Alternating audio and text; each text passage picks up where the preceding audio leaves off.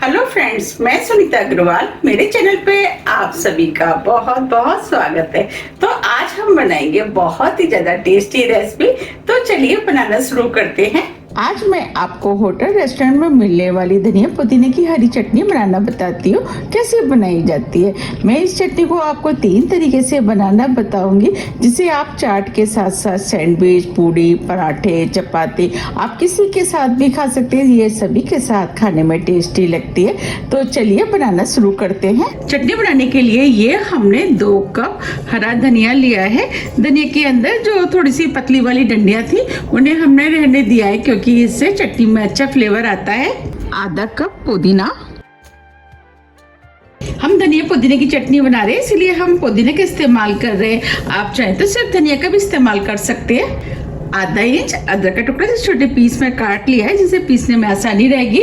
3 लहसुन की कली। अगर आप लहसुन खाना पसंद नहीं करते तो आप इसे स्किप भी कर सकते हैं। चटनी को चटपटा बनाने के लिए ये हमने 5 हरी मिर्च ली है। मिर्च आप अपने टेस्ट के अनुसार थोड़ी सी कम या ज्यादा भी कर सकते हैं। इन्हें हम तोड़ के डाल देते हैं।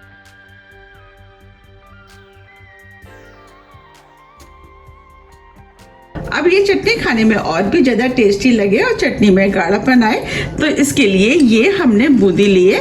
अब इसके अंदर 3 टेबल स्पून बूंदी डाल देते। आप बूंदी की जगह रोस्टेड मूंगफली या रोस्टेड चने की दाल का भी इस्तेमाल कर सकते हैं। ये 1 नींबू का रस लिया है, इसे भी डाल देते।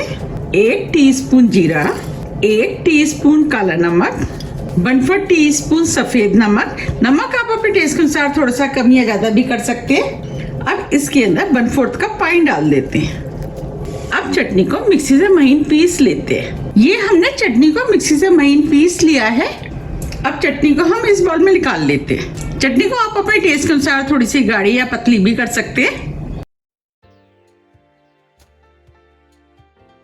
ये हमने सभी चटनी को इस बाउल में निकाल लिया है। ये बेसिक चटनी है, इसे आप किसी भी चाट के साथ खा सकते हैं। पकौड़े, दही बड़े, पूड़ी, पराठे, चपाती, चावल, आप किसी के साथ भी खा सकते हैं। मैं इसी चटनी से आपको 3 तरीके से चटनी बनाना बताऊंगी। अब मैं आपको होटल और रेस्टोरेंट में बनाई जाने वाली दूसरे तरीके की चटनी बनाना बताती हूँ। तो उसके लिए 2 टेबल स्पून दही हम इस बाउल में डाल देते। 2 टेबल स्पून हरी चटनी, इसे भी डाल देते हैं। अब दोनों चीजों को अच्छे से मिक्स कर लेते हैं। अब ये दोनों चीजें अच्छे से मिक्स हो गई हैं। देखिए कितना बढ़िया चटनी में कलर आया है। ये वाली चटनी भी खाने में बहुत ही ज्यादा टेस्टी लगती है। अब मैं आपको तीसरे तरीके की चटनी बनाना बताती हूँ, जो कि खास करके कैटरिंग वगैरह में यूज की जाती है। तो उसके लिए 2 टेबल स्पून हम मेयोनीज ले लेते हैं। ये चटनी भी खाने में बहुत ही ज्यादा टेस्टी लगती है। और इसी में हम 2 टेबल स्पून हरी चटनी डाल देते हैं। ये चटनी ज्यादा टाइम तक हरी बनी रहती है और ये चटनी गाढ़ी भी बनके तैयार होती है। इसे खास करके सैंडविच वगैरह में ज्यादा इस्तेमाल किया जाता है। अब इसके अंदर 1/4 टीस्पून सफेद नमक डाल देते हैं। 1 चुटकी काला नमक, 1/4 टीस्पून चाट मसाला और सभी चीजों को अच्छे से मिक्स कर लेते हैं।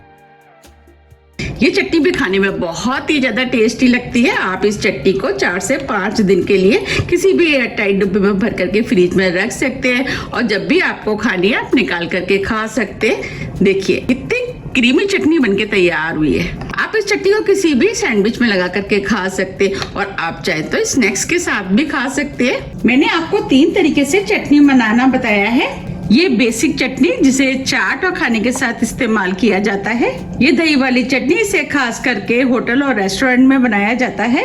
ये मेयोनीज चटनी, इसे कैटरिंग में यूज करते हैं। आपको इन तीनों में से कौन सी चटनी ज्यादा पसंद आई, आप मुझे कमेंट्स बॉक्स में लिख के जरूर बताइएगा। मुझे तो ये तीनों ही चटनियाँ पसंद आती है और ये तीनों ही चटनियाँ खाने में बहुत ही ज्यादा टेस्टी बनी है। तो आप भी इन्हें एक बार जरूर ट्राई कीजिएगा, आपको भी ये सभी चटनियाँ बहुत ज्यादा पसंद आएंगी। अगर आपको मेरी चटनियों की रेसिपी थोड़ी भी पसंद आती है तो रेसिपी को लाइक कीजिए, चैनल को सब्सक्राइब कीजिए और ज्यादा से ज्यादा शेयर कीजिए। अब हम फिर मिलते हैं इसी तरह की टेस्टी रेसिपी के साथ। जब तक के लिए नमस्कार।